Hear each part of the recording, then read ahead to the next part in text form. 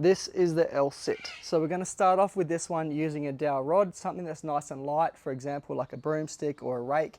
In this case, I'm using an agility pole, and your hands are at a distance that's comfortable to get them overhead. So it's probably a little bit wider than shoulder width apart. I'm going to start off by demonstrating the most simple regression of this exercise, which is sitting on a chair or a seat, something that's at about knee height. I'm using a milk crate, but it's something that's going to give you about 90 degrees at the hips, knees and ankles. Then with the legs bent, we're going to push our hips back into the wall, try and keep your back against the wall, head against the wall, slightly tuck your chin, and then from there, try to push this pole so it touches the wall behind you. If you find that your lower back is starting to pop off, don't come so far back and keep working to keep everything touching with particular focus on your head, upper back and tailbone.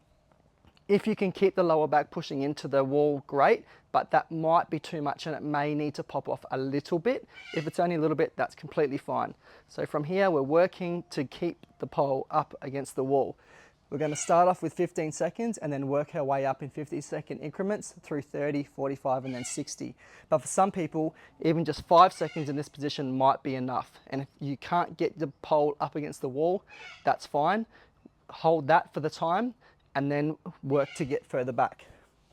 The next level is to come to 2 yoga blocks stacked, starting slightly off the wall, sitting on the yoga blocks, hips up against the wall, knees are bent, arms up overhead, and then from there, aim to push the pole up against the wall behind you. Once you can get through the 15-second increments from 15 to 30 to 45, drop a yoga block out, and then go down to 1.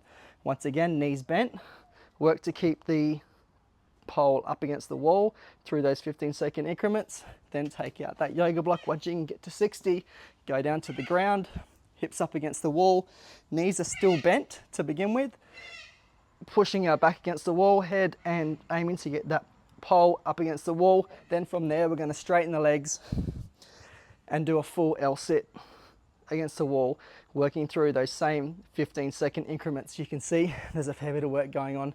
This is the L-sit.